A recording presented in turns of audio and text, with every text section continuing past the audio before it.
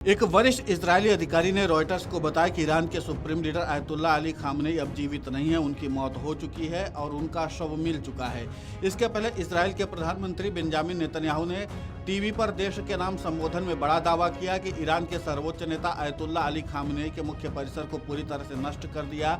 Netanyahu ने अपने संबोधन में भी दावा किया कि खामनेई के परिसर पर 30 बम गिराए गए हैं और इन सभी संकेतों से पता चलता है कि इन हमलों में तानाशाह यानी कि खामनेई मारा गया। वहीं खामनेई के मारे जाने वाली खबर पर अमेरिकी राष्ट्रपति डोनाल्ड ट्रंप ने पोस्ट किया। उन्होंने कहा कि इतिहास के सबसे बुरे लोगों में से एक खामनेई की मौत हो गई है। वो हमारे इंटेलिजेंस और बहुत एडवांस्ड ट्रैकिंग सिस्टम से बच नहीं पाया और इजराइल के साथ मिलकर काम करते वो या उसके साथ मारे गए दूसरे नेता कुछ भी नहीं कर सके। ईरानी लोगों के लिए अपना देश वापस लेने के लिए सबसे बड़ा मौका है। हम सुन रहे हैं कि उनके कई IRGC मिलिट्री और दूसरी सिक्योरिटी और पुलिस फोर्स अब लड़ना नहीं चाहते हैं और हमसे इम्यूनिटी चाहते हैं। जैसा कि मैंने कल रात कहा था, अभी उन्हें इम्यूनिटी मिल सकती है, बाद में उन्हें सिर्फ मौत मिलेगी। उम्मीद है IRGC और पुलिस शांति से ईरानी देशभक्त के साथ मिल जाएंगे और देश को उस महानता पर वापस लाने के लिए एक यूनिट के तौर पर मिलकर काम करेंगे जिसका वो हकदार है। ये प्रक्रिया जल्द ही शुरू हो जानी चाहिए क्योंकि न सिर्फ खामनेई की मौत हुई है बल्कि देश सिर्फ एक दिन में पूरी तरह से बर्बाद हो गया है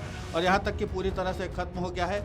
भारी और सटीक बमबारी पूरे हफ्ते बिना रुके जारी रहेगी या जब तक मिडिल ईस्ट और असल में पूरी दुनिया में शांति हमारे मकसद को पाने के लिए जरूरी होगा। वहीं इजरायली मीडिया के अनुसार तेल अवीव में हमले होते ही सायरन की आवाजें सुनाई दी। इजराइल के चैनल 12 ने बताया कि ईरान से मिसाइलों की बौछार के बाद इजराइल के केंद्रीय क्षेत्र में तेज धमाके की आवाज आई। स्थानीय समाचार पत्र इजराइल हायोम ने रिपोर्ट किया कि एक मिसाइल तेल अवीव में गिरी है। इस समय तेल अवीव में सायरन बज रहे हैं। इजराइल के संयुक्त राष्ट्र में राजदूत डैनी डैनन ने कहा कि आज इजराइल ने अमेरिका के साथ मिलकर एक गंभीर खतरे को रोकने के लिए कार्रवाई की जो इजराइल उसके सहयोगियों को वैश्विक स्थिरता के लिए था। उन्होंने कहा कि जब कोई शासन इजराइल का खात्मा, अमेरिका की खात्मा जैसे नारे लगाता है तो इसे गंभीरता से लिया जाता है। डैनन ने बताया कि इजराइल और अमेरिका के उद्देश्य स्पष्ट हैं।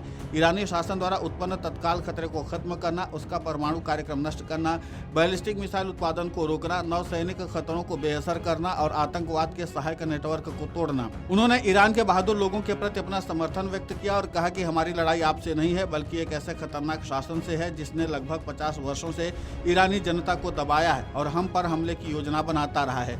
उन्होंने अंत में कहा कि जब नेता खुलकर हमारी तबाही की बात करते हैं और उसके लिए साधन तैयार करते हैं तो हम इसे नजरअंदाज नहीं कर सकते हैं। हम अपनी सुरक्षा के साथ कोई जोखिम नहीं उठाते हैं, हम कार्रवाई करते हैं। वहीं कतर के गृह मंत्रालय के प्रवक्ता अब्दुल खलीफा अल मुफ्ताह ने कहा कि गिरती मिसाइलों के टुकड़े से 8 लोग घायल हुए हैं जिनमें से एक की हालत गंभीर है। उन्होंने बताया कि कुल 66 मिसाइलें कतर पर दागी गई और देश भर में 114 जगहों पर मलबे की रिपोर्ट मिली है। वहीं विदेश मंत्रालय के प्रवक्ता इब्राहिम सुल्तान अल हशैमी ने कहा कि ईरान का कतर पर लगातार हमला असुरक्षित और गैर जिम्मेदाराना कदम है।